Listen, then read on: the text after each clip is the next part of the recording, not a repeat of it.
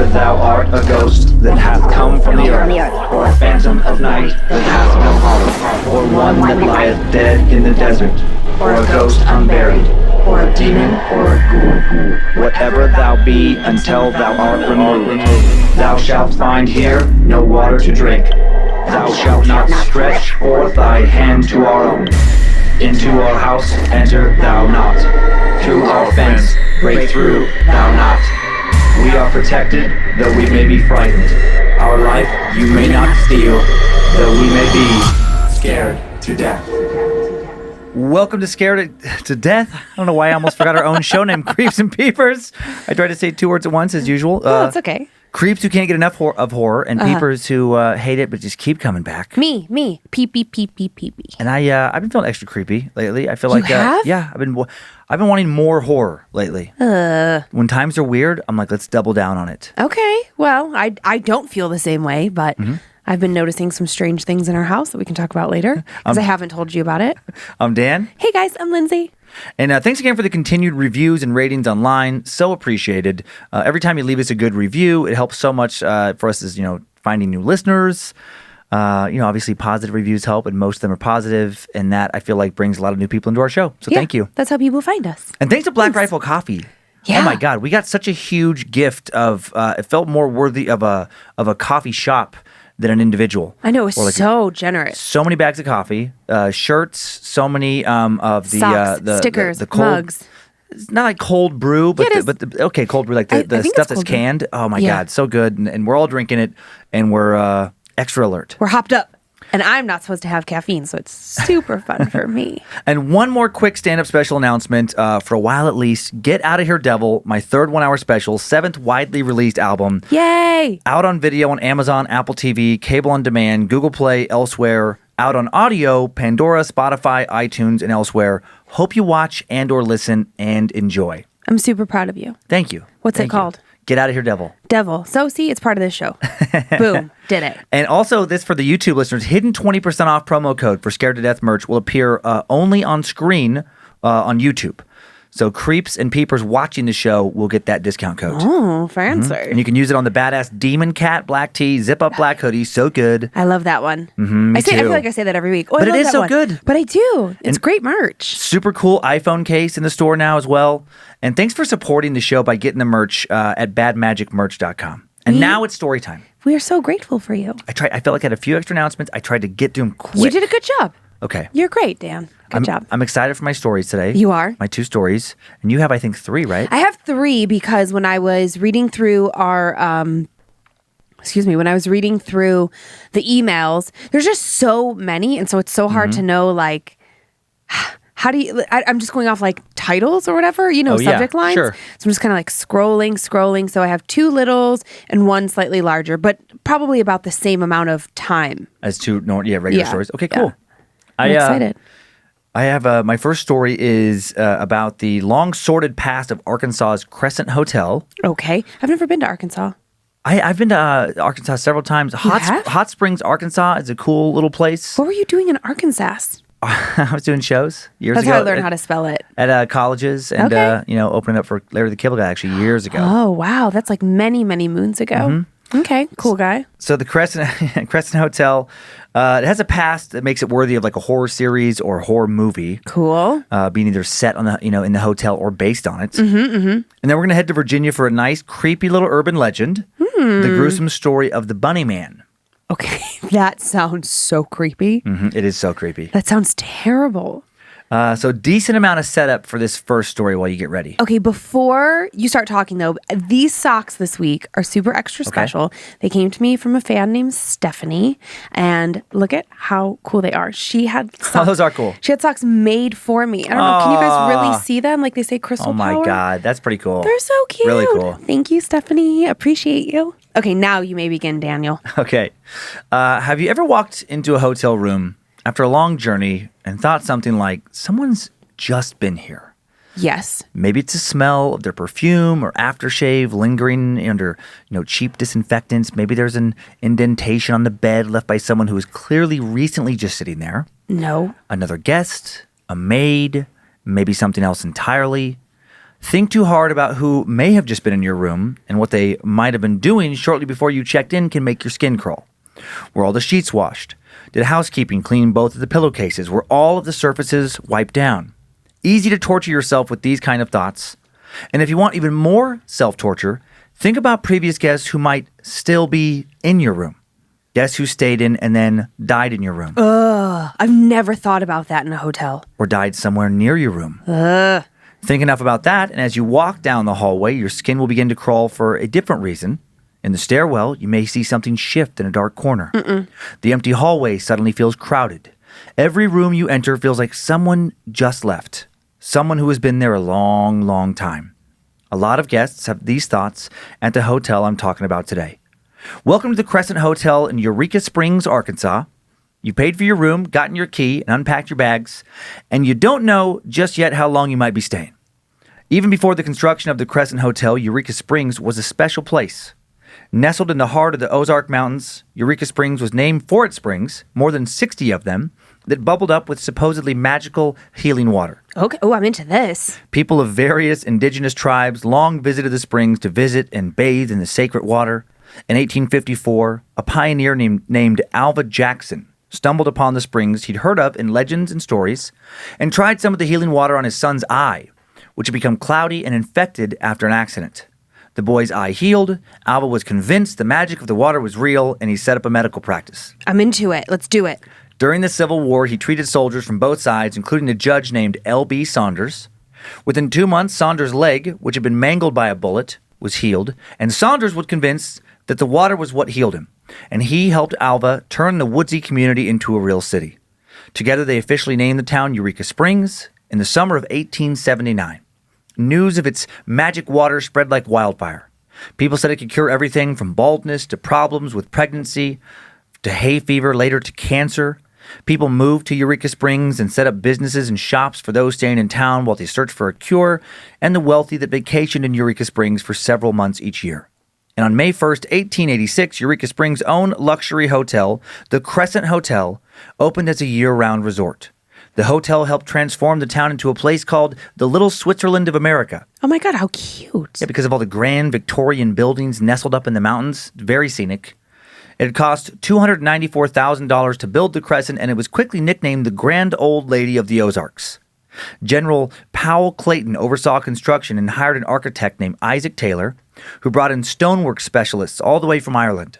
2-foot-long stones were brought from the quarry, and the stonemasons cut them so precisely that the walls fit together without needing mortar to hold the stones in place. Cool. And then, before the hotel even opened, tragedy cracked the hotel's luxurious facade that led to tales of ghosts that guests still claim to see today. Time now for the tale of the ghosts of Eureka Springs. One of those stonemasons was a young man named Michael. Michael had a reputation for being a charmer, a ladies' man, more interested in women walking by his job than the job itself. Day after day, he could be seen leaning out of the window of whatever room he was working on, waving to the girls passing by down on the street below. One hot afternoon, Michael wasn't paying attention to what he was doing, busy looking down at a cute maid carrying a load of laundry beneath him. He called out hello to her, and they talked for a while. And then maybe it was because of the heat making Michael's grip on the window slippery, or maybe he just leaned out a little too far to talk to her. When she turned to walk away and he yelled, "Wait, don't go!" he slipped. As the girl turned around, she watched with horror as Michael lost his footing and fell 3 floors to the ground below, where a sickening crack echoed as he landed on a pile of rocks. Bah. Blood pooled under his limp body. He died instantly from the fall.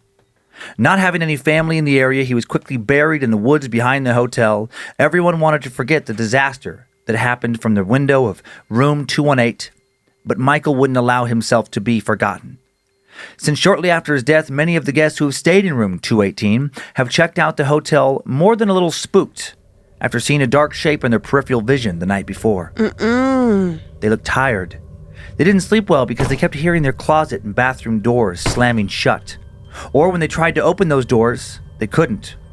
Or worst of all, when they walked to the bathroom for a glass of water in the middle of the night, they saw 2 hands coming out of the bathroom mirror, grasping as though looking for something to pull them up. Hands that slipped back into the mirror and then disappeared. That's fucking awful. How could you sleep again after seeing something like that? Lying there in your bed, wondering if the next time, whatever it was that tried to pull itself through that mirror, what if it actually succeeded? Female guests have claimed they felt something in bed beside them at night. A warm spot of energy pulling itself close to them. Was it Michael trying to charm them, hoping to seduce them, hoping they'd stay with him forever? The hotel's initial prosperity after its grand opening didn't last long. The popularity of the healing spring soon waned for unknown reasons. Maybe people just didn't believe in the water anymore. In 1908, under new ownership, the hotel became a boarding school for young women. Oh, smart. And this boarding school would lead to the legend of another oft-cited ghost. An early advertisement in Cosmopolitan magazine boasted, Crescent College and Conservatory for Women, on top of the Ozarks. Famous for healthfulness and beauty of location, $300,000 fireproof building, rooms with private bath, elevator, accredited junior college, general courses, art, music, expression, domestic science. But one girl who attended wouldn't be made into a model young woman. She wouldn't live long enough. In the early 20s, a girl named Helen was 17 and about to return home to Chicago for Christmas when she received a letter from her father. The letter said that she should bring everything with her because she would not be returning to the school in the spring. She would be getting married instead. And Helen sobbed. She loved the school so much, she hated living with her father. She had no desire to marry whomever he said she must.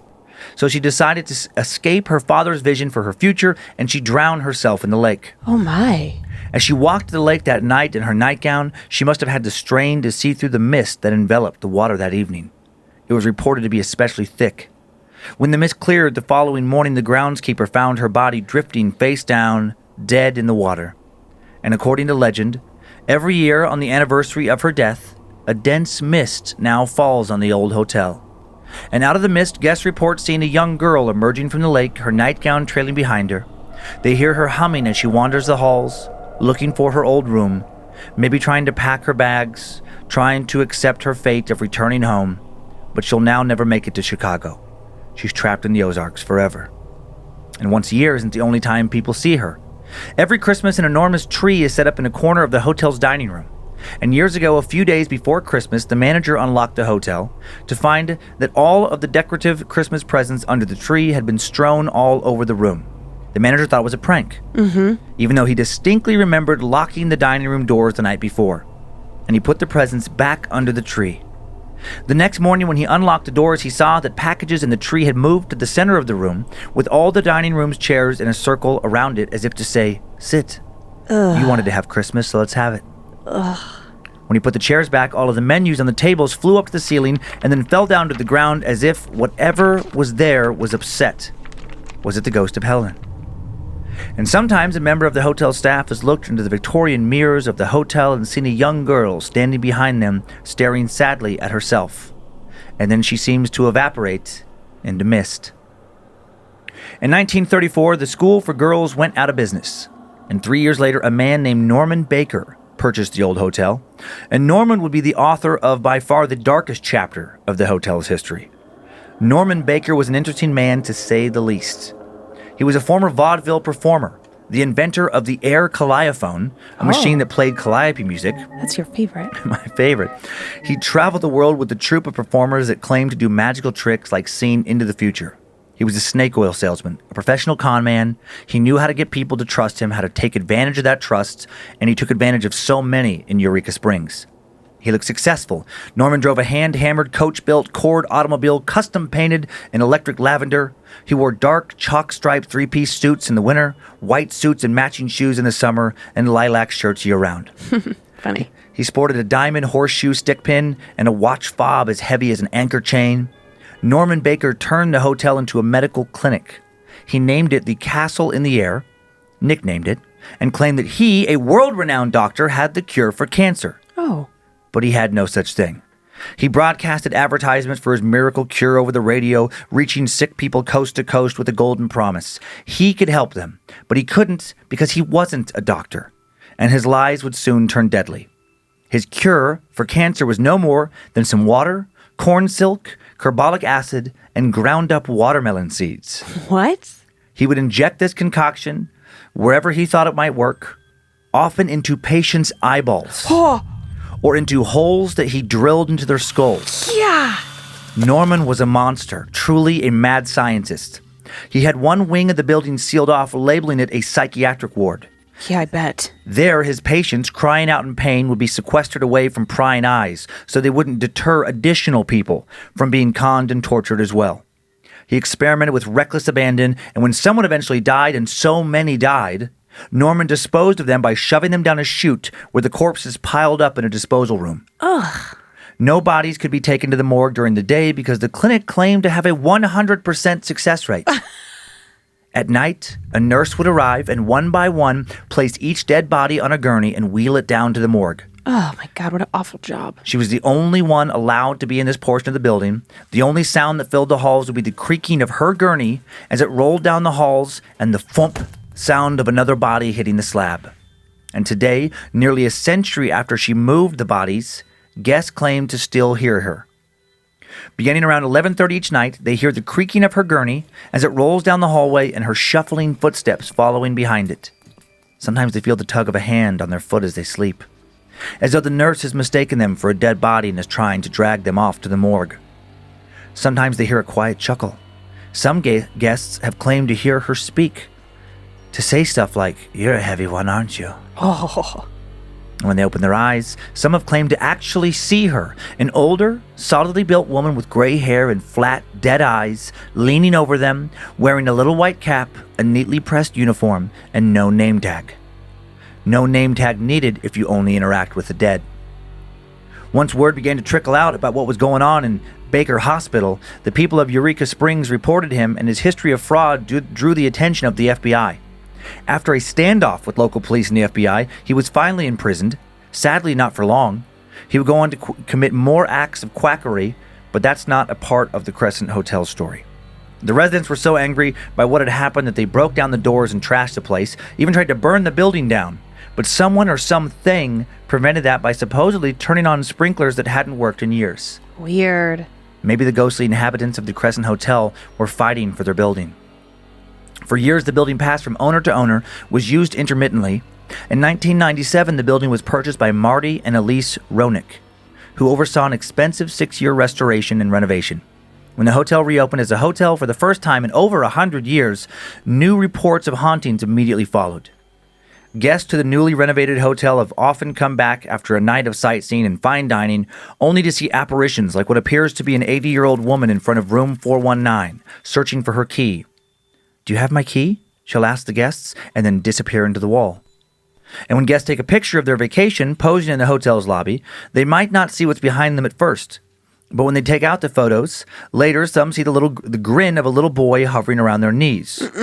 Or they'll see a man in Victorian clothing standing behind them giving a small smile. Who are these ghosts? What forgotten stories are they a part of? How and when did they die, and what did their deaths have to do with the hotel? Sometimes a person doesn't appear at all, but the guests will come back to find the luggage they'd unpacked piled back into their open suitcases, flung haphazardly by someone or something trying to tell them to get out. One time, a repairman left his tools in the basement, then he popped back down to quickly grab them before heading out for the night. As he descended the stairs, all of a sudden, all the washers and dryers came on simultaneously, rocking back and forth, flashing the lights on their displays. He quit and never came back. One morning, the cook Steve was slicing vegetables for the night's dinner when all the pots flew off their hooks and crashed to the floor, but not one of them touched him. In fact, the pots and pans made a perfect circle around him. After all these occurrences, owner Elise Roenick hired 2 mediums, Ken Fugate and Carol Heath, to read the building. The mediums came to believe that the Crescent Hotel contained a portal to the other side, to a dimension that holds the spirits of the dead that can be accessed by those on the same frequency as the ghosts. After hearing this, Elise decided to start a ghost tour with the information she had from the mediums. Sounds like a terrible idea. And when she started her ghost tour, she quickly saw that each group experienced the same thing. In a certain doorway, a few guests in every group would suddenly turn pale. Some would even fall against and slide down the wall and faint. When Elise asked her hotel manager, Ken, why he thought this was happening, Ken remembered that the doorway was the specific place that the mediums had identified as being the portal. This doorway was directly above Norman Baker's former morgue. Could the medium be right? Can there be portals to the world of the dead? Do certain places make it easier to access the world of the no longer living? And if you died near this portal, would you become another permanent guest of the haunted Crescent Hotel? Yeah. A lot of activity reported there for a long time. A lot of activity. What is it now? I believe it now is the Crescent, the restored Crescent Hotel. Oh, it still is. So you can still stay there. Yeah. Okay. Do you want to go? I mean, if we were going through there, yeah, I mean, it's really pretty. I do have some pictures. Okay. It's like so this first one is like the hotel when it was originally built. All right. Oh, wow. It's a pretty grand hotel. Yeah. Really, I mean, I know it's just a sepia tone photo, but it's really pretty. This next one's a more recent picture. Okay. So the restored version. Show me what you got. That's beautiful. Yeah. I would totally stay there. And then this next photo is a mugshot of Norman Baker. So that's that. And there's like, he's a story into himself. He went on to do a lot more quackery and I know. hurt a lot more people. I'm very intrigued by him. He seems like a time suck topic. He does. He does seem like a time. So yeah, because I'd never heard of him before, and I couldn't believe that he pulled that off. And I was like, why wasn't he called like a serial killer? Well, because he was doing it under the guise of practicing medicine. Mm-hmm. And so God knows how many people died. It reminded me of H.H. Holmes, this murder case in Chicago. Oh, interesting. Well, when you were saying the drilling in the head, I thought Anthill Kids. Oh God, yeah. Now he was. I mean, that was the age of like the bottomies, like where people would do things like that. But this guy had zero medical training. I mean, he was just torturing people, needlessly. He was helping no one. He was trying to grow some watermelons. He was trying to grow watermelons. This next one is the morgue. Okay. That they give tours of with the ghost tour now. As soon as you said that, I got the chills. Just morgue. My body was like, yeah, who knows how many people made it down there. Ooh, what's that like weird picture hanging up? I think that is Norman Baker. If not, it's the hotel's founder. I'm not sure. It didn't say in the caption. I don't really know why that picture would be there. It feels out of place. Right. I think it's either the founder of the hotel or I'm just guessing, I guess, or Norman Baker. Very creepy. This next picture is the embalmer's table in the morgue there, and like a weird little white mist that was caught above it on some tour. Oh, yeah, they're like taking a picture over some lady's shoulder. I was so confused by the woman for a second. Yeah, and there's the other guy's elbows, part of some ghost tour photo. Yeah, it is kind of foggy over the table. And here's a nighttime photo. I do love these nighttime photos of these older hotels, just a little spooky. That is spoopy.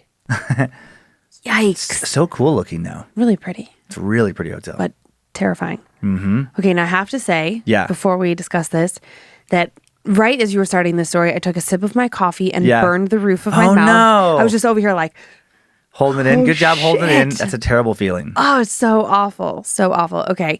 Okay, so going back in the story, I do have one question. What the fuck is domestic science? Oh, I know. I tried to I was like, what does that mean? I didn't want to stop story. I didn't want to stop either, but I'm like, does that just mean home ec? Yeah, that's like a fancy term. I mean, it was like a school to create proper ladies, or however you want to phrase it. School. Right, exactly. Where they weren't going to go into the workforce, or not in any kind of like leadership way. I got the feeling from reading about it that it was more like for if you wanted to be an administrative assistant, or mostly to be a housewife.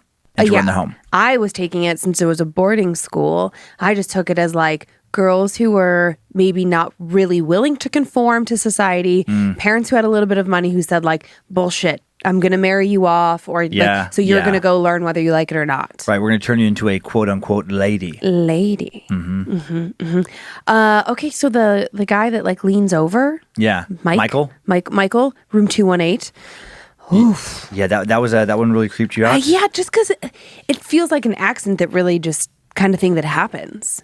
Oh, people just do stupid things. Like when I see people window washing, or I see like construction and they're way up there. I'm like, oh god, oh god, oh god. And of course you would haunt it. Mm-hmm. That'd be such a awful kind of death. The Norman Baker stuff was the stuff that got me the most. Okay, tell me why. Because that feels like a season of like American Horror Story of something. Oh. Where just like, God knows how many people were tormented so ruthlessly by this guy, and then just like dropping the bodies down the chute. Well, that little old lady that would get them. I love how I just made her little old lady, but like, what's her deal?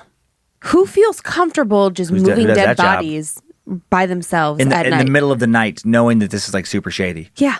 I'm guessing I don't know, must have paid her all right. Yeah, must have been desperate for work. Right, or that, yeah. But I would absolutely... Okay, if going back to Michael, the mirror thing. I was yes, like, that was a creepy detail. Yeah, I was okay. I'm like, okay, fine. Even in my mind, I was thinking, okay, if we ever went to Arkansas and we stayed, I can't help myself. We ever stayed at the Crescent Hotel, I would be okay with that room because, okay, like we could just stay up all night. I was actually building out this whole scenario in my head. Like, okay. I bet it has a sweet little bar in the lobby. Well, I don't want to drink too much. Okay. Because my theory is that I would want to stay up all night. I would want to drink a shitload of coffee and sit up and wait for the paranormal activity, as opposed to like going to sleep, and then hoping that the paranormal activity would wake me up. Because long term, that would fuck up my sleep for the rest of my life. Yeah. Because every time you go to sleep, you'd be like, something gonna happen. Right. Right. So I'd rather like sit and wait for it. So now I was picturing us sitting in 218, sitting on the bed, chit chatting it up. You know me, I could talk for hours. I'll keep you up. Doors opening, closing, a little shadow here. But then I know one of us would have to use the restroom. And then that would be a fucking nightmare. Yeah. Yeah, that would mess me up. I did not care for that detail in particular because I didn't have like the mirror thing to the degree that you have the mirror thing. So now we're keeping the lights on in the bathroom tonight. You ready for the next story? This is a super weird one. Okay, I felt like there was something else I wanted to say about that. I was making little notes in my head. I was thinking burnt tongue, domestic a lot of science. different details in that. I think I have to start making notes. Yeah, bring in a little notepad. Do you have a pen, Dan? I do. You can have some notepads for Would you mind sharing it with me? Our next Bunny Man story. Yeah, because you know what? Honestly, just a little into my psyche here. You'll be telling a story and then you'll say a detail and I get so hung up on it that my mind starts going and I'm like, I have to ask you about that later. And then I'll just be trying to like remember that detail as you're talking and it's like when you're trying to go to sleep and you're like, I have to remember to do that first thing tomorrow. Right, and then you don't remember first thing tomorrow. Okay, Bunny Man. Okay, Bunny Man. So a little bit of setup for this one, not much. Okay. The legend of the Bunny Man began in 1970. That year, a young couple parked in a driveway not far from a train overpass, good old-fashioned makeout spots. They had a terrifying encounter. Someone appeared very quickly, yelled something having to do with trespassing, and threw a hatchet at their car. Fuck. That's what Brian Conley, Fairfax County historian, says. He says they did not get a very good look at the person. All they really got was dressed in white or light-colored clothing and may or may not have had something on his head, and that something may have been bunny ears. And the story was retold, and retold, and it became, eventually he definitely was wearing bunny ears. Who was this oddly dressed man appearing out of nowhere and throwing an axe at a car just southwest of Washington, D.C.? That's so weird. No one knows, but there's now a lot of Bunny Man stories. Some may be true, some are definitely urban legend. Part of the fear surrounding the Bunny Man stories, I think, is not knowing where the truth ends and the legend begins. For sure. So time now for the tale of Clifton, Virginia's Bunny Man. Before the arrival of European settlers, the present-day Clifton area, just 30 miles from Washington, D.C., was once the hunting grounds used by Algonquin-speaking members of the Dogue tribe. Then European settlers, composed mainly of Scottish merchants, created the first nearby port settlements of the area in the mid-1710s. Land near Clifton began to be settled shortly thereafter. During the Civil War, the U.S. Military Railroad Construction Corps built a second railroad next to the Orange and Alexandria Railroad in order to supply the Union Army with timber for railroads, bridges, and firewood. By the start of the 20th century, Clifton was a small farming community centered around a railroad stop with a one-room schoolhouse, a general store, a post office, and a courthouse. Not much happened in Clifton. Yes, it was near America's capital, but it was also a sleepy little town. And then one day, according to the Bunny Man legend, everything changed. Douglas Griffin was in his early 20s, and he was a young man living in Clifton in the 1950s. He hadn't had a high school education, married in his late teens to a woman named Frances. They had a rocky marriage, they struggled with poverty, and they had a 2-month-old daughter named June. Douglas picked up odd jobs wherever he could, and everyone in Clifton agreed that there was just something a little off about the guy. He had a flat affect, didn't blink a lot, and he was incredibly, strangely strong. One farmer saw him chop log after log after log for hours without ever needing or taking a break or taking a drink of water. In the weeks leading up to Easter Sunday, Frances insisted that they go to her parents' house for a big family meal. They would bring the baby June. Douglas agreed, and on Easter Sunday, they set out for the 2-hour drive. After about an hour, Their car got stuck in some mud. As Frances and Douglas tried to unstick the car, Frances threw up her hands and she shouted, "You always do this. You always find some reason that we shouldn't do what I want to do." And with that, she supposedly marched off into the woods with her baby in her arms. That's a weird reaction. Douglas was furious. How was this what he wanted? His hands began to shake. He could feel a pounding in his head, a ringing like an alarm bell. How dare she? And then something inside him snapped.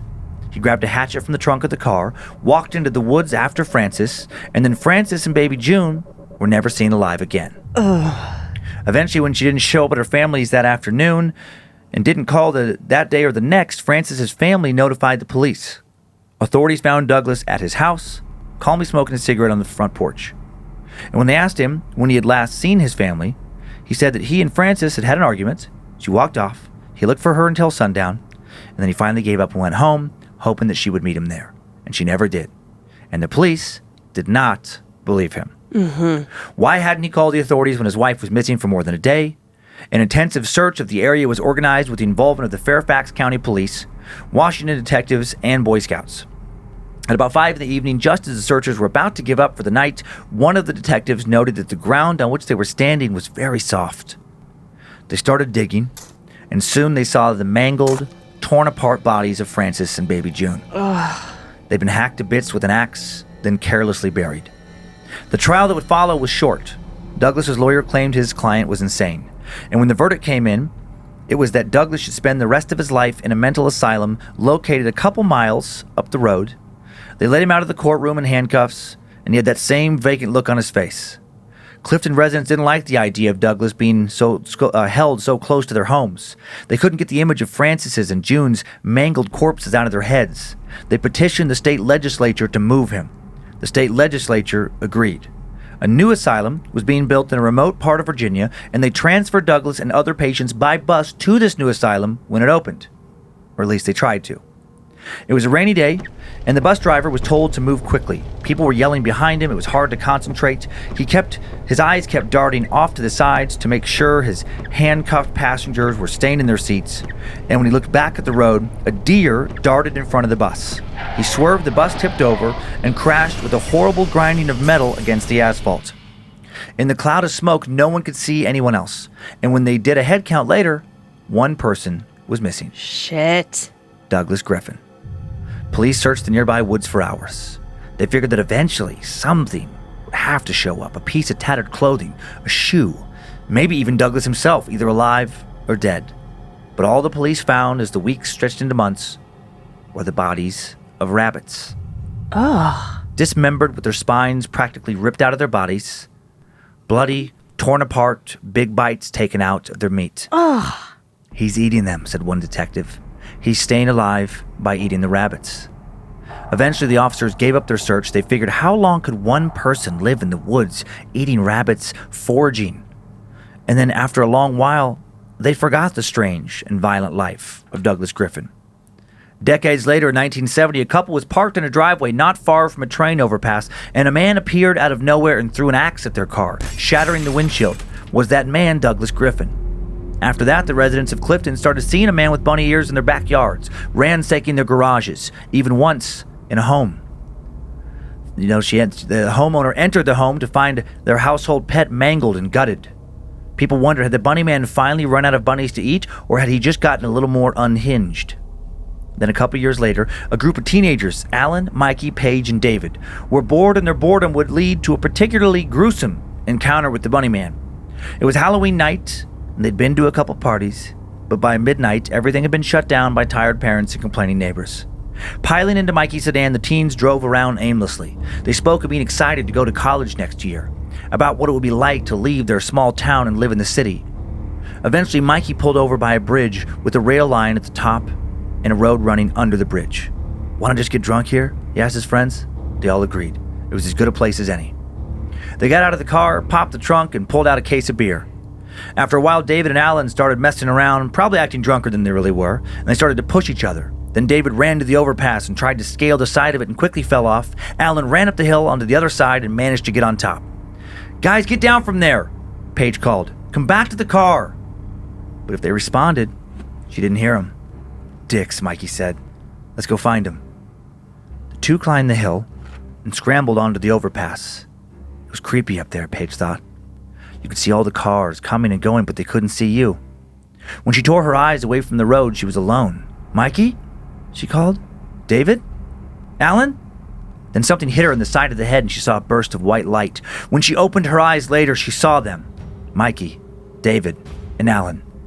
Strung up like dead rabbits. Gutted and disemboweled, their bodies hanging over the side of the bridge, and then someone or something was standing over them. A tall figure wearing the face of a rabbit over his own face. He was crusted in dirt and sticks, and she could see the blood under his fingernails, dry and crusting on his hands. And then he raised his axe overhead and swung it down, and it was the last thing she ever saw. Is this story real? Who knows? Maybe, probably, it's just an urban legend. But is it based in truth? Has there really been some axe-wielding psychopath living in the woods around Clifton, Virginia? Many continue to claim to see the Bunny Man lurking in the shadows of bridges and swinging his axe back and forth, waiting for another victim, surviving off of whatever meat comes his way. According to the legend, the Bunny Man is still out there, and not believing in him doesn't mean he won't find you. Ah. It's just a weird, creepy story, right? So weird.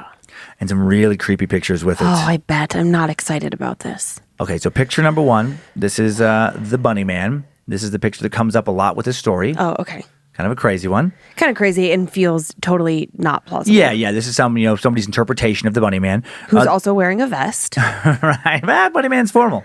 Yeah, well. He's going to have some drinks later. Fancy pants. This is the tunnel in Virginia. Okay. Where I think that last story was supposedly happened. You can see the little Bunny Man hiding down there in the tunnel. I guess. See the shadow? Yeah, I can see. You can see his ears. Look in the back left of the tunnel. I know, but okay. And then this next one is Okay, just... okay, Oh, yeah, okay. okay, zoomed in. Yeah, there you go. Now Nice I see job, it. Zach. I thought it was just like okay, don't care for that. And then here's this next one. I just super creepy bunny dude photo.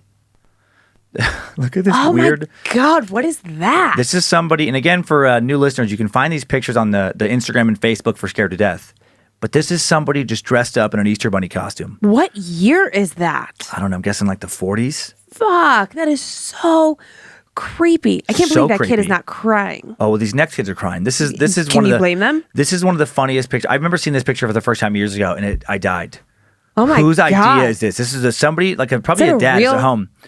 Dressed What up, is that? dressed up in a crazy bunny costume, complete with like paw kind of gloves and everything, holding a baby, and I'm guessing like a 3 or 4 year old, maybe like barely 4. It almost looks like an antelope, like a jackalope? Jackalope, yeah. Just the ears are like straight up on the bunny, But it looks like real. It looks like taxidermy. Yes. It doesn't look like a costume. but it's a huge head. So yeah. But you're right. It's a costume, and these kids are freaking out. I'm freaking out.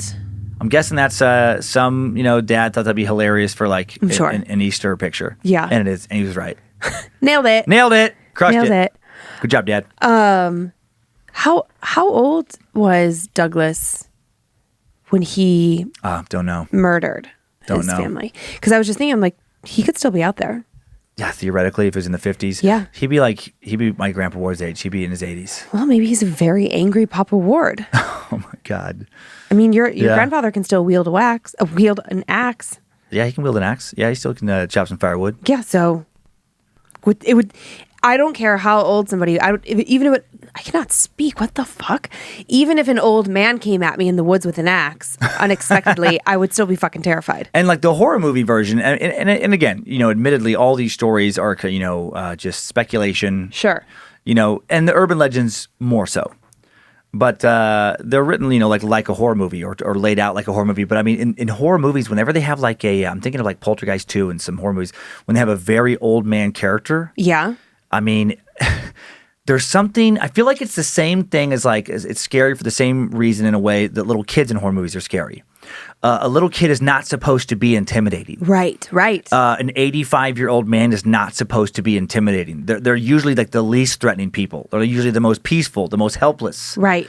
And in horror movies, when they flip that and you have like an 85-year-old man with an axe who wants to cut your fucking head off, or you have like a little kid who wants to gut you or something, it's like, God, it's just like, no, that's not, You're not supposed to be in that category. Right, it doesn't compute. And then then I think in my brain, I'm like, it just really opens the door for them to be extra terrifying, because if they're already not supposed to be, they're acting in a way that's not what you think they're supposed to act like. Then it's like, well, how much further can it go? Pretty far, my friend. It feels like all the rules have been broken. So it's the fear of the unknown. Yeah. I did not like, as soon as you said that they decided to move everybody from one insane asylum to another, I was like, oh, fuck. This does not end well. Haven't you seen Con Air?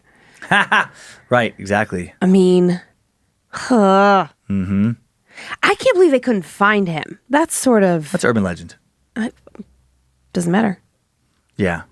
Doesn't matter. Well, if they found him, then we don't have a good story. I know. But still. That's that little detail, I was like, oh, come on. He can't be that tricky. Can't if he's a monster. Well. That's what people get with horror movies. They're like, oh, God, why can't you just get out of there? Because it's a fucking monster. That's why. But he's not like a monster like Supernatural. You don't know he's just that. a terrible fucking killer. You don't know what the Bunny Man is. Might have started off as Douglas, and now he's Michael Myers. I don't think so. Yeah. Was he wearing real bunny ears? That was one thing that wasn't. Initially when you were saying that this young couple was making out under an underpass and you said wearing bunny ears, I thought you meant a costume. And then it wasn't until later that you were talking about the gutted bunnies. I was like, oh shit, real bunny ears? No, he bought him at a 5 and dime. Stop it. And then he went the same run of supplies. He went back into town. He went to the 5 and dime. He's like, hey, I need guys. I'm insane and I want to kill people in the woods. And I just need a bunny ear. And I need some overalls, because that's extra creepy. And I'm going to need an axe. I'm going to need a hatchet. Can you shut up?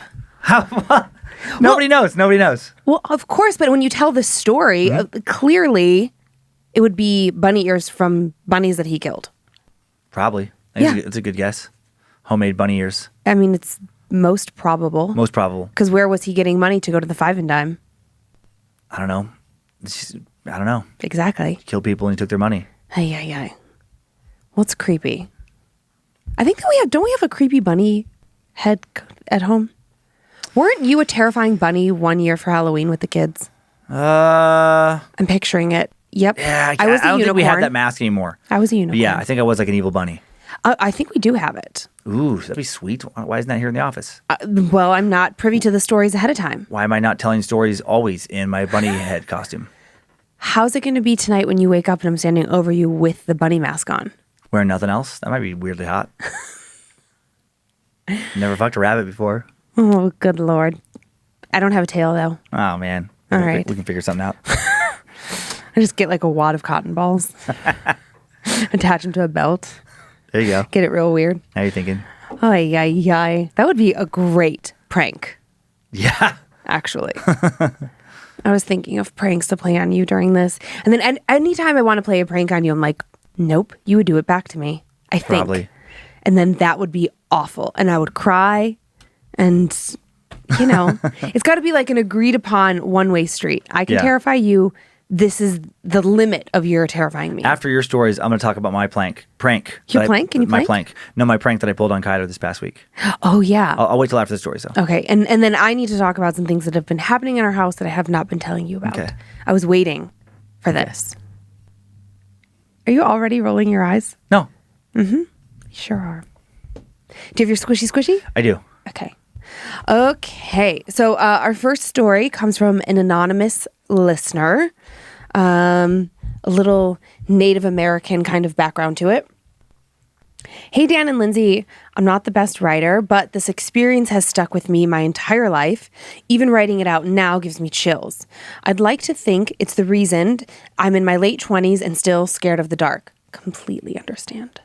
Hopefully, I did it justice in conveying how truly terrifying this was for me, and sorry if the setup is a little bit long. My family is Native American, and my parents were very involved with practice and the belief system and traditions. My dad was a medicine man, and my whole childhood consisted of campouts and sweat lodge ceremonies. Cool. We even had a lodge in our backyard. From an early age, my parents would tell me whenever I got scared at night, it was because I could sense when spirits were around. That scared me, and I don't know why they thought this would be helpful. But I had always completely trusted my gut feelings. When I was 13, my parents separated, and my mom, my brothers, and sister and I moved to a very small town in Northern California. My dad became a long-haul truck driver and would visit us when he could, and sometimes we'd get to go on little trips with him. He moved in with an elder medicine man and we moved in with an elder medicine man and longtime family friend. He was the one who taught my dad the old ways. We were going to stay with him and help him out around the house as he was getting older and lived alone. The property was a couple of acres and about 5 miles outside of the actual town. The house was a large 2-story house with a back deck that connected to a side door to the garage.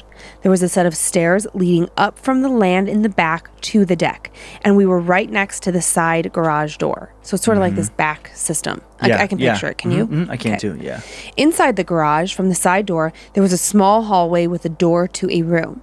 The hallway then continued into the rest of the main garage, where there was also stairs leading to a large loft. My sister and I shared a room inside the garage. Mm-hmm. We admitted to each other that on occasion, we thought we had heard footsteps in the loft above our room at night, and we also always felt like we were being watched whenever we were in the hallway. But we were always together, and I had a dog, so we didn't think much of it. One night, my sister was staying at a friend's house, and so I had the room to myself. I was in the main house in the computer room, back when there used to be computer rooms, chatting with my friends on MySpace. When I decided to go to bed, I left the house through the back door and onto the deck. I didn't feel anything out of the ordinary, but as soon as I opened the side door of the garage and started to enter, I immediately felt I was not alone. I felt the hair on the back of my neck stand up and my body go stiff. I ran quickly to my room, shut the door, locked it, and jumped onto my bed and held onto my dog. I sat there alert and unmoving for what seemed like forever, but was probably only about 30 seconds or so. Mm-hmm. It was very quiet. Living out there, it usually was, but this seemed different this time. And then I heard something. I heard a voice ask for help. It sounded like a child's voice, but like I had said, I heard a voice ask for help. It sounded like a child's voice, kind of like my youngest brother, who would have been 6 at the time. But he was traveling with our dad and not even in the state at the time. Then I heard something walking very slowly up the wooden stairs next to the garage door. I say something because of the way the footsteps sounded. They didn't sound like human feet, but instead sounded like large, heavy claws, not soft like paws.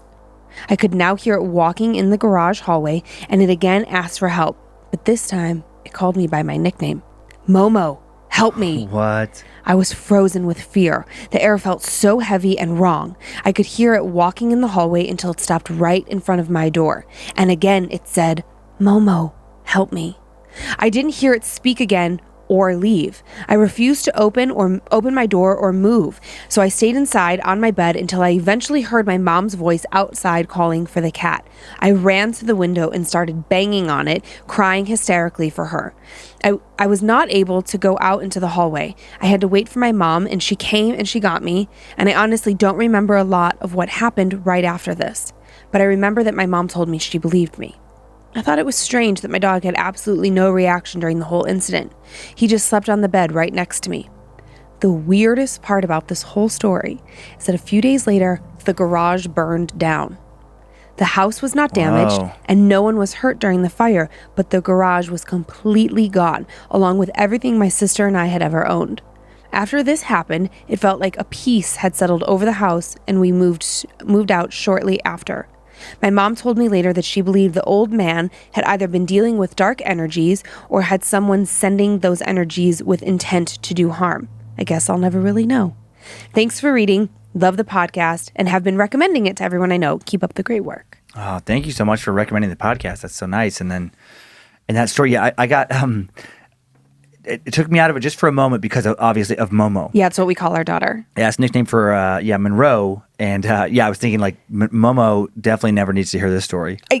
Honestly, as I was reading it, I was like, okay, should I tell him ahead of time like about the nickname or not? Yeah. Because when I got to that part, I was like, oh what? no, Momo. I know. And then I love the suck if it happens to you, but the detail of footsteps on the stairs when you can hear, and it just doesn't sound like normal feet. And like something hard. Yeah. With like claws as opposed to like a soft pad of an animal. Right. Almost. I bet there was even like maybe like a clacking. I could hear that in my head. I was just picturing something like really like bony and just like just like what? Yeah. What about it burning down? I know that the end of the story there, that it just that burned down and then not any part of the rest of that. It doesn't make sense. House. Yeah, because Right. like if the garage is here and there was a deck portion or like a walkway, if you Right. will, that connected to a deck to the house, theoretically you would think the deck was made of wood. So how did the fire not guess- spread? It just seems If the wall, yeah, Sketchy. adds that paranormal kind of element of it. Yeah, creepy. creeptastic. That's one of those things that, but as a little kid, where you're so bummed that you lost all of your stuff, obviously. Yeah. But also so relieved if you Right. thought like that your stuff was connected to this place that you did now you never have to go back to because it's That's true. burned to the ground. Yeah. So weird, like good news, bad news combo there. So good news, you don't have to deal with it. Bad news, All your stuff's burnt. Yeah. good news for me. Yeah. There's a solution to the problem in our house. Bad news for you, I'm burning the house down.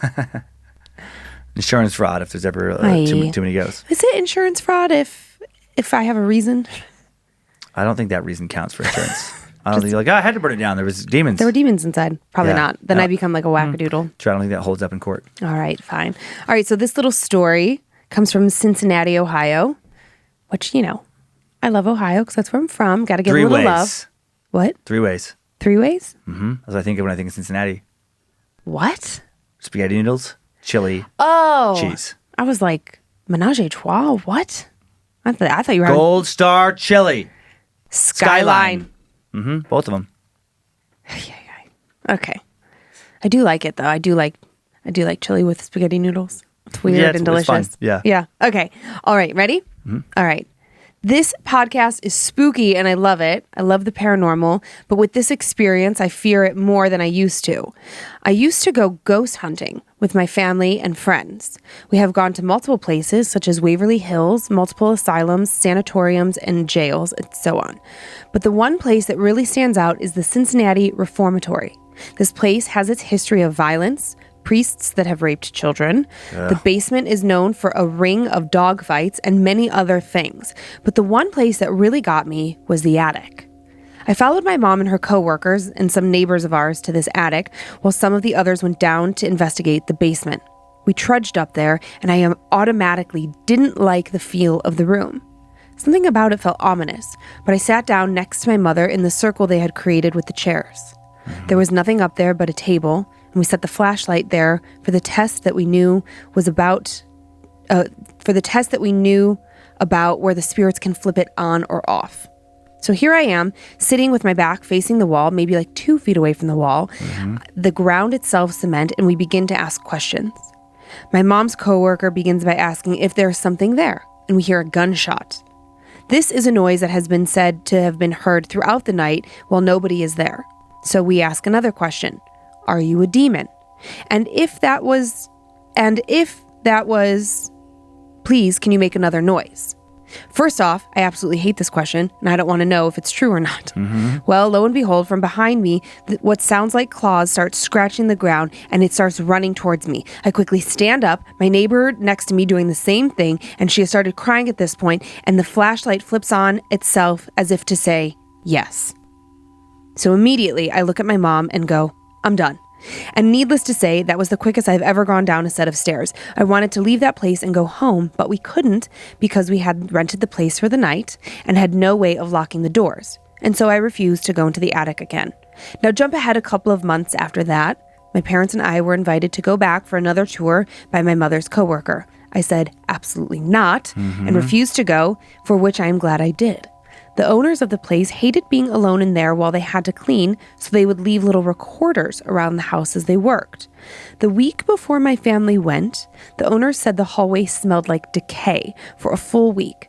The owner also proceeded to tell my mother, who the owner did not know my name at this time, that they heard a name being called in the attic.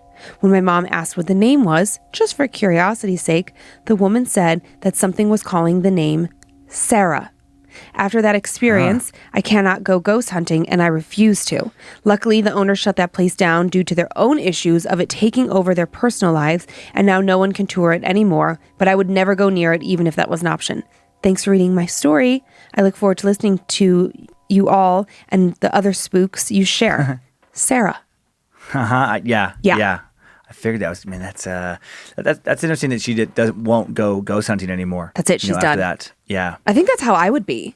Maybe that's why I like this story, because I was like, oh, if I went to, Arkansas and we stayed at that hotel and I had one experience, that's it. I have one experience verified by someone else and I'm fucking done.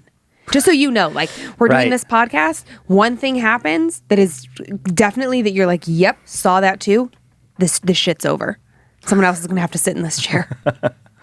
There's no way. Yeah, to see something like, definitely verified. Do you feel differently? No, that would change. That would be a huge change. I was thinking of like the little claws she heard like coming up behind her in the attic. And if, that would be such a weird thing where, well, I think about Joe. I think about Joe's experience, many months ago now, where he walked home, he hears somebody from the kitchen area of his home, hello? Or was, hello. Yeah, like that. Yeah, hello. And then it's just like, wait, what? Like, that can't be. And then after that, his daughter goes, Dad, did you just hear somebody say hello? Uh-huh. That's the part where I'd be like, what? No. It was Maxine, I think, was that ghost's name, if I recall correctly. But if it was that version, I mean, like, hello is fairly harmless. Right. I guess that wouldn't do me in. Right. But if it was that same kind of thing where you see a creepy little man, like in the corner of the room with like red eyes or some little thing, and he's like scurrying around in the shadows and moving in like a weird way, and like, moves in a very certain direction, then exits. Right. And then you don't share any of that. And then the person you're with says, yes. Oh my God, did you just see a creepy little dark shadowy man in the corner scurry around and then pop out that window? I'd be like, that would change everything. Right. That would change everything to have it verified like that. I agree. Yeah, no thank you. Ha. I have one more for you. Okay. Just to tie it all up, we have another American Indian story. So I thought that was a nice little sandwich here. All right. Ready? Yeah. Okay. First off, I wanted to say I love your podcast. Thank you. Thanks. It's so nice. My coworkers got me hooked on Time Suck, and from there I got hooked on Scared to Death, and I am a creeper. I need to sum up a couple of things before I get to my story to help you understand a little bit more about me. I was born with a veil, which in my Indian heritage says that I have a sixth sense, and I can see, hear, and feel all the things that go bump in the night. All of my life, I've seen shadow people, and they see me. Although they've never really bothered me, I still see them everywhere. I can also feel the evil that exists in some places. I can walk into a room and know exactly where the entity is and how evil it is. I can feel it following me around a room. I can also walk past people and feel the horrible things that reside inside them, and they know that I know because they will turn around and give me such evil smiles that make my skin crawl. Anyway, several years ago, I started dating this guy. He told me he had been into black magic, but had gotten away from it. He also said that he still had a footlocker with all of his books, dark magic books, and Ouija board inside of it. I could feel it every single time he opened the footlocker. It was a horrible wait, and extremely violent nightmares followed. I knew something wasn't right about it, but I didn't think anything of it since he had said he had stopped practicing. We eventually moved in together. The house soon took on a heavy weight. I saw more and more shadow people. I would hear bottles rolling on the floor in the kitchen, and then upon inspection, there would be nothing. Every night, something would sit on the bed next to me. I told him what I saw and felt, but he played it off as my imagination. He started drinking heavily and said it was due to stress. It got worse and worse and worse. When we would get into arguments, his eyes would turn from hazel to black, and he would say horrible things to me, and then later wouldn't understand why I was mad at him. We soon decided to split up, but since our lease was not yet up, I stayed in the house in the spare room. I continued to see shadow people walking through the halls. But when we moved into separate rooms, things got even worse for me. I could hear him snoring in the other room, but then I would also hear pacing outside of my bedroom door. There were several nights when I would wake up to my dog laying over top of me, staring at the door and growling. I could hear him growling in his sleep. It was like a low growl, but I could still hear it. One night, I was sitting in the living room watching The Right. My ex passed out on the couch as he usually was. It got to a part where they were performing an exorcism in the movie. My ex-boyfriend started growling. He made these horrible guttural sounds. He then started growling, "Turn it off! Turn it off!" His face started contorting and his chest started heaving upward like he was being pulled. All the while, he was still growling, "Turn it off!" I sat there staring at him in disbelief, frozen with fear, but curious all the same. So I turned up the volume and watched what happened. He continued to growl and move, but still was passed out. After what seemed like an hour, he lifted his head and yelled, "Turn it off!" So I did. He got quiet and relaxed once I turned the movie off. I didn't know what the fuck was going on. I sat there staring at him for a minute and then got up and went to my room and locked the door. I called my friend the next day and told her what had happened. She rushed me to a medium she saw regularly the very next day. My friend was babbling away about the problem to the medium while I sat there quietly. The medium kept staring at me with such curiosity that I finally said, "What the fuck is wrong? What?" Right. He said, "Let me see a picture of him," meaning my ex-boyfriend. I hadn't even started to tell him my problem yet, so how could he even know? So I showed him a picture of my ex-boyfriend. He was happy and smiling in the picture, and it was one of our few happy days together. The medium just about fell over in his chair. He yelled at me, "He has something attached to you." That's what I'm seeing. It's trying to hide itself. It's watching everything you do, and it reports back to him. He also has several demons attached to him, he said. This guy is drinking to try and block out the voices that he hears. He said, "Get away from him now." The medium said that in the meantime, until you could move out, go home and sage your home. My friend and I did just that. We spent 2 hours opening every single door and blowing smoke into every single corner. I didn't tell my ex-boyfriend where I had been that day or that I had saged the house. As soon as he got home, he screamed and yelled at me, "What did you do? What did you do?" I told him I didn't know what he was talking about. He continued to scream at me, "You did something to the house. I can just feel it." I just looked at him and told him he was crazy. That night, when I laid down, something came into my room while I was wide awake and kicked my bed hard, angrily, and repeatedly. I sat up and walked to the living room where my ex was and told him what had happened. He just shrugged his shoulders and said that I was the crazy one, and he knew what I had done. I couldn't take it anymore and soon moved out, but there is still something lingering around me at all times to this day. After a few years, I now have a new boyfriend, and we recently moved in together. One morning, he sat up looking very confused and concerned. He said, "I need to tell you something, but I don't know how to say it." I told him to just spit it out. He stared at me with a look that I had never seen on his face before and said, "Okay, I had a really bad dream last night. Something was trying to climb up your legs while you were sleeping, something black and very evil." He said, "I kept kicking it off of you, but it wouldn't let you go. It just kept trying to climb up on top of you, and then it got mad." And I just said, "Excuse me?" He said, "It got really mad, and then it jumped on me, and it got in my face and screamed this horrible sound. I could even feel the cold breath coming from it. It wants you really badly, but I won't let it take you." Frightened and feeling defeated, I told him that you are not supposed to feel coldness in your dreams, and was he sure that he was asleep? He said he didn't know, but he hoped that it was just a dream. I told him that I see black shadows outside of our bedroom door every night, but I had never seen it come in. I also told him about my ex and the medium. He shrugged his shoulders and got up, still looking concerned. We now sleep every night with him holding me tightly. I don't know what this thing is or why it's still attached to me, but it still haunts us every single night. And then just a little Yeek. note at the end. Yeah. Keep up the awesome podcast. I always look forward to hearing them. I still shake my head when I think back to the very first podcast episode of Time Suck I heard. It was about Roanoke. I heard Dan say that the spiders would lift the eyelid and crawl into the eye. And of course, I screamed out loud, "What the fuck?" My coworkers were amused by my outburst, and I soon learned about Dan's exaggerations, you fucker. Love the stories, Jen. That's the Roanoke recluse. They work in teams. They paralyze you with their bites. And then one spider lifts your eyelid up, and then it lets other spiders crawl into your eyeballs. And then they work their way inside your head, and that's what they lay eggs, and the other spiders hatch inside your brain. And that's how you go crazy? Cool. Is that what's wrong with you?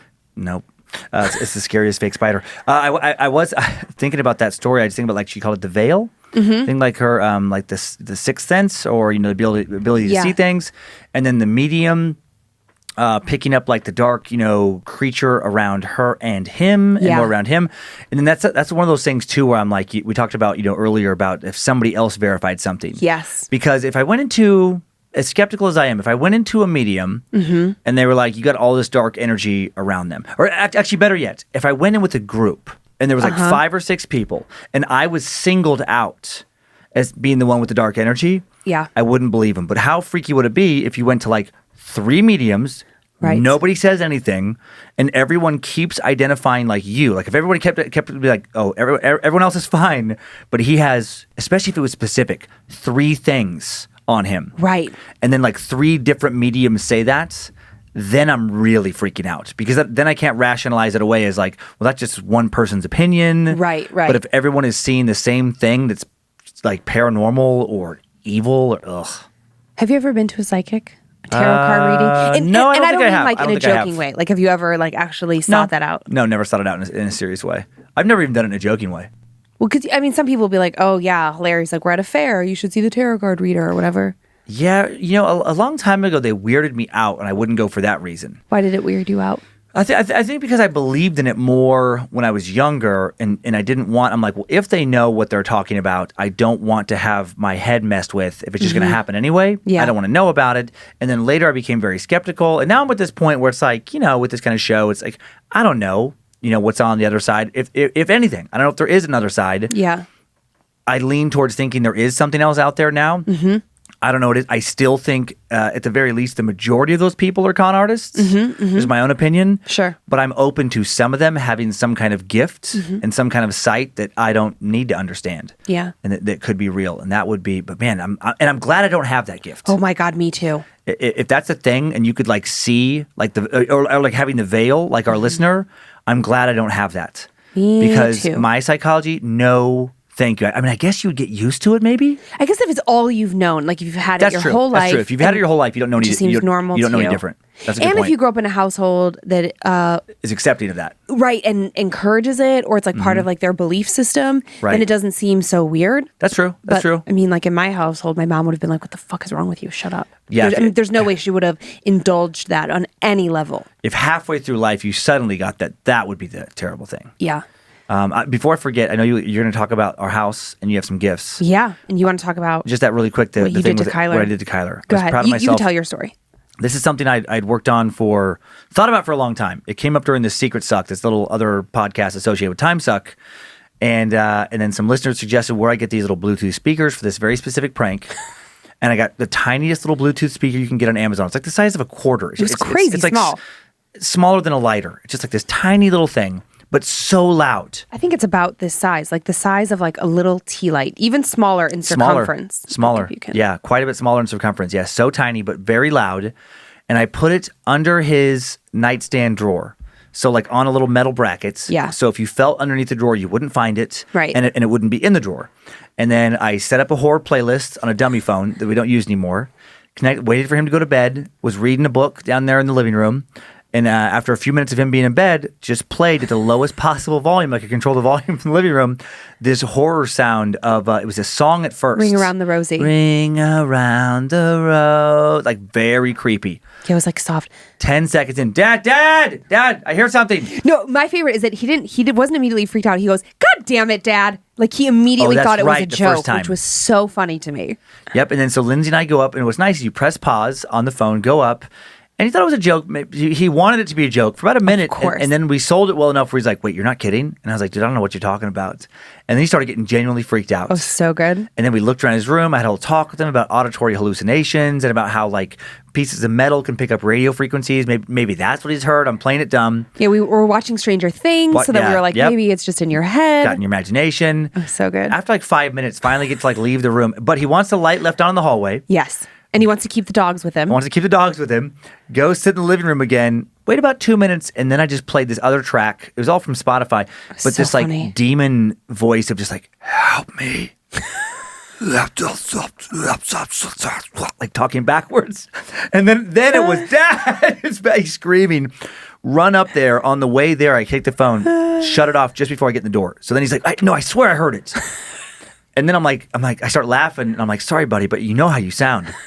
And he did. He was like, I know I sound crazy. I know I sound crazy, but I swear I heard I it. sound the way a crazy person sounds. Right. He was so good. And then finally, like looked around his room, sold him, and left the room again. And then we messed up. Right, because I wanted to take Dan to another part of the house to interview him about like what was happening, because we were going to press play one more time. Yep. And then scare him really good, and then scare him. But we left the range of where the speaker could reach. So it was pretty funny. Yeah, it's pretty funny how it ended. So then after that second time, walked down to the basement, and Kyler, as we walk down there, he hears beep-a-doop, Bluetooth disconnected. And then he's like, God damn it, Dad. And then he knew that it was me messing with his head. But I terrified him. Yeah, he said he still had a hard time like going to sleep that night, even though he knew it was a joke. It was so worked up. Oh yeah. And he's so skeptical. He's so skeptical. More than me. Oh yeah. He claims himself to be an atheist. True. Like he just is very skeptical, very he doesn't like get riled up about anything. Nope, very, very even. But even if you yell at him, like even if he gets in a lot of trouble, he just takes it. Yeah, he's pretty, and then he's pretty calm, pretty steady. Pretty funny. We got him. My favorite part too was that Monroe, our daughter, wanted to be in on it, so she knew what was happening. She was like, "Okay, when you do it, when you tell him the big reveal, wake me up. I want to be there to like." She wanted to see him. Oh yeah. Be like, "Dang it!" But she was hard asleep that night. She sleeps so hard. Yeah, well, especially because I've been taking them on these long ass hikes every day. I'm working those kids out during this quarantine. Oh yeah, so funny. Well, speaking of our house, so I haven't been telling you this because I figured you would just like roll your eyes or say it's my imagination, but sounds about right. You just said you figured that, yeah. Just a few minutes ago, I was just saying that like if I lived in a house that was like accepting of things, it would be easier to talk about these things. You also said if somebody else like heard those things with you, you would want to leave. So it's like there's pressure on me to not to back you up on any of this. Fair. Okay, fair. But also, I didn't say I'd like, it depends what it is. You know, if like you thought you saw a little shadowy person in our room and you're freaking out and I'm like, fuck, no, there it is. You would also want to move. That would be fine because we would both want to move. You know what I mean? Like quarantine's not a great time to sell a house. But, yeah, no. This would be a terrible time to have a haunting. Oh my God. You're stuck with it. You couldn't even get a priest to come over, I bet. So they're like, sorry, I don't want the Rona. So you've been hearing something? I haven't been hearing something. I've been seeing something. That's why I'm a little like, out of the corner of my eye, in just various places of our house, just I'll see like a little like what's that? A flicker? Yeah. And it's really bothering me because it's always a dark black, like it's not bright. It's not right. It's just a little something. Have you been seeing anything? I've not. I really haven't. I keep trying to tell myself that like it's in my imagination, it's this, that. And the other night, I actually thought this was so weird and I did not tell you this. I got up in the middle of the night to use the restroom and I think I pulled a tick out of my neck. You should have showed it to me. Well, I went to the bathroom and I would like use the restroom, wash my hands, which obviously like I'm in front of the mirror. And I was like, oh, what's that black thing on my neck? And I pulled something out of my neck. If you pulled it easily, it probably wasn't a tick. Okay, maybe it was just like a little. I think it's probably a little weird. I didn't bug. grow up with ticks. That wasn't something. I've had many a tick on me. Yeah. How big are they? Well, this depends thing on how was much pretty blood tiny. they have. I mean, they start off super tiny. They're very flat because their little head goes into your skin and starts sucking on the blood. And then they plump up and they're much easier to grab when they've been sucking on you for a while because they're filled with blood and they like turn into like a little ball. It felt like it was like just barely in. Like I grabbed something and it was they're pretty hard. A lot of times they're so tricky and they're so small to get out that it's easier to take like you hold a match to like a little pin and then you touch the hot pin to the tick and that'll cause it to pop its head back out and then you grab them and then you burn them. They're super fucking gross. Yeah, well, maybe it wasn't that because like when I don't know, it was some bug or something. I don't know, but just like that on top of like seeing some shadowy things out of the corner of my eyes recently. Yeah, but it's like weird when I see it. Like I'll just be like, for instance, in our bathroom, doing my hair or something, and I'll open a drawer to get a brush out, and like I'm doing my thing, and I'll just kind of like look down, just as you do, you know, like I'll be listening to a podcast and I'll just see something like, what was that? That was weird. You know how sometimes we put things on the mirrors like little like notes for the kids, like reminders? Yeah. I'm just asking like in a nice way, would it help if I just wrote a note for you that just said, please remember you are incredibly mentally unstable. And then that way you get freaked out. But then you read the note and you're like, that's right. And then you're like, and you calm yourself back down. I'm asking in a friendly way. I did preface that saying that was a friendly way. Where is my hot yoga, crystal loving boyfriend. I am ready for him. I want someone who leaves me love notes in the mirror and who tells me I'm pretty. I and tell buys me you pretty. crystals. You're beautiful. I don't tell you enough. I know. And, you know, I always feel like a weirdo talk. I know I have to work on getting over it, but I always feel like a weird, like Eddie Haskell from Leave It to Beaver. Like, oh, you're so beautiful. I feel like weird saying you it. say it like that. Oh, you're so beautiful. No one wants to be told they're beautiful like that. What are you? Oh, it's so beautiful. That's like, and now I'm going to take you outside and peel your skin off. I want to wear your skin as a mask. Exactly. Yeah. Creep. Okay, I know. Okay, so I thanked Stephanie for my socks, but this was such, I mean, we get so many gifts and presents, and I don't think that anybody wants to sit here for the next 20 minutes thanking them for presents, but you know how much I love skincare, Dan. I do. Skincare is my favorite thing. You're secretly a South Korean woman. I wish I was. Do you know how many products they use on average a day? 35. I believe it. That's amazing. They look so young and beautiful and plump and just... Korean I used to women think love that- their skin. I'm not talking about Korean American. I'm talking about from South Korea. I feel like I used to say that in my next life I wanted to come back as an African American woman Now you want to come right. because I love their bodies. I love the body. Korean of- or African American? African American. Black women in general. Yeah. Like I think their bodies are so beautiful. And they like have this ability to be a little bit thicker without it being like, oh, she's just fat. I don't know what happens to white women, but it's like if white women have a belly, it's like a soft, pudgy belly. If a black like woman bone has a belly, structure it's like and- hard and solid. I'm like, fuck yeah, you're hot. Like they're just solid people. I think the love it. attractiveness is the ratio. And so, you know, Oh, yeah. like white, black, whatever, like if you have a broader frame, Yeah. and so your hips pop out a little bit more, and your butt Yeah. pops out a little more, and your chest and boobs pop out a little more, then you can get away with like more weight overall, as long as the weight falls in the right spots. But it's the solidity of their bodies. Like, again, that's true. They're just. I don't know what it's got to be genetics, and I'm not a genius with this stuff, but it's just like they're just solid, and I'm like, oh, I want like a nice, smooth, curvy, thick body. You like a Serena Williams body, but not like a Serena Williams. Oh shit! Yeah, I don't pay attention to tennis. I just remember what she looks Well, like. she's very. You're right, Serena. She's muscular, beautiful. and she's very thi- muscular. But no, I like the like. like a Beyonce. Yeah, but I mean, she's even like a Because little. there's also like the Halle Berry, which is a little more waifish. Right, and I think Halle Berry is only half. Well, there's already, yeah, who knows Right, what but the like ratios are. I don't know. It's just like there's just a certain look that I'm like, oh, so beautiful, and you just get to pull off a different vibe that like as a fucking basic white bitch I can't pull off. So, anyways, skincare, Korean women. Now I think I want to come back as a Korean woman because I'm obsessed with skincare. And so this is a combination of all the things I love, Dan. First of all, this bag says "My skin for the win." Okay. Okay. Can you guys see that? Oh yeah, you can. And I have a little business card in here. This is